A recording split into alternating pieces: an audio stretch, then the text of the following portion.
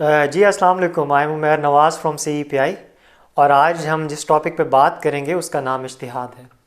اچھا، اجتہاد کو اگر میں سمپل ورڈز میں آپ کے سامنے ڈیفائن کرتا جاؤں تو بیسیکلی ہمارے پاس کوئی ایک ایسا پرابلم جس پہ قرآن اور سنت دونوں سائلنٹ ہوں اور ان میں کوئی ایز سچ گائیڈ لائن یا گائیڈنس موجود نہ ہو اس پرابلم کے بارے میں، اس پرابلم کا سولوشن نکالنا using one's logical reasoning and using one's mental capabilities, اس کو بیسیکلی اجتہاد کہیں گے۔ اب وہ سولوشن جو ہم نے نکالنا ہے وہ سولوشن کیسا ہونا چاہیے؟ The solution should be within the framework of Islam, وہ اسلام کے دائرے سے باہر نہیں جانا چاہیے سولوشن۔ تو یہ بھی ایک بہت امپورٹنٹ چیز ہے جس کا ذہن میں رکھنا لازمی ہے۔ اجتہاد کا جو لفظ ہے یہ ایک عربک ورڈ ہے جہدہ، وہاں سے نکلا ہے،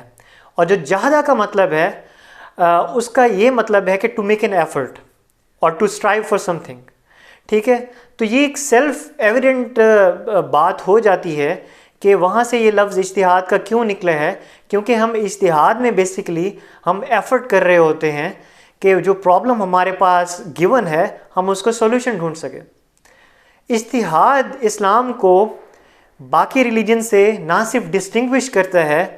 بلکہ اسلام کو بہت زیادہ ایلیویٹ بھی کرتا ہے۔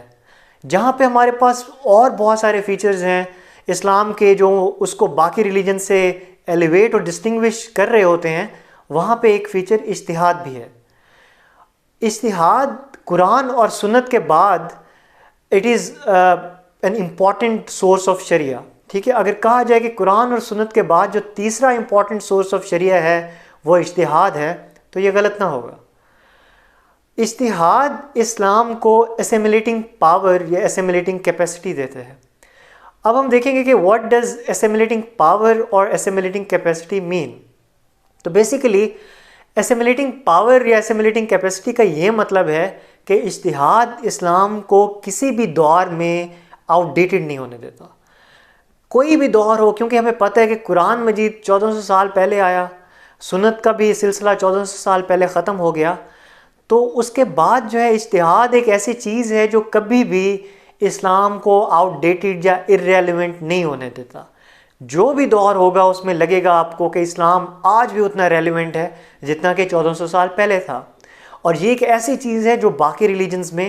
نہیں پائی جاتی، اور اس وجہ سے باقی ریلیجنز آج کے دور میں جہاں پہ سارے علوم جو ہمارے پاس ہیں وہ بہت تیزی سے ترقی کر رہے ہیں، دنیا بہت تیزی سے ترقی کر رہی ہے، تو وہ سارے ریلیجنز جو باقی ہیں وہ آج کے دور میں بہت آؤٹ ڈیٹڈ اور ریڈنڈنٹ فیل ہوتے ہیں، لیکن اسلام اس کے برعکس وہ آج بھی اتنا ریلیونٹ فیل ہوتا ہے جتنا وہ 1400 سال پہلے تھا۔ اجتہاد کے بارے میں ابو اسحاق الشاطبی جو ایک اسلامک اسکالر تھے اور 14 سینچری میں ان کی ڈیتھ ہوئی، انہوں نے ڈیفائن کیا اجتہاد کو، اور انہوں نے اس طرح ڈیفائن کیا کہ اجتہاد ایک ایسا پروسیس ہے جس میں ایک شخص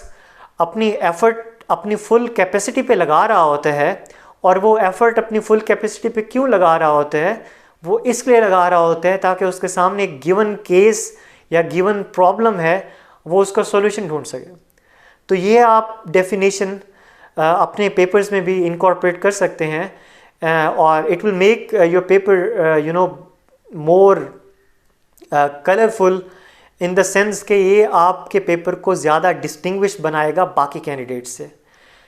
آج کے لیے ہم نے اتنا ہی کرنا تھا کہ ہم نے آج اجتہاد کا کانسیپٹ دیکھا اور اس کا مطلب دیکھا۔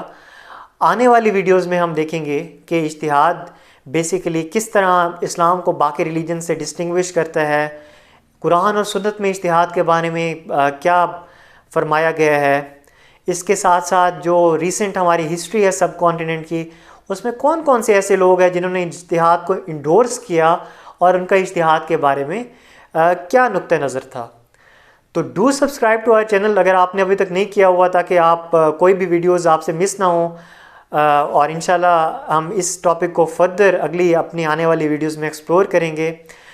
تب تک کے لیے اللہ حافظ، تھینک یو۔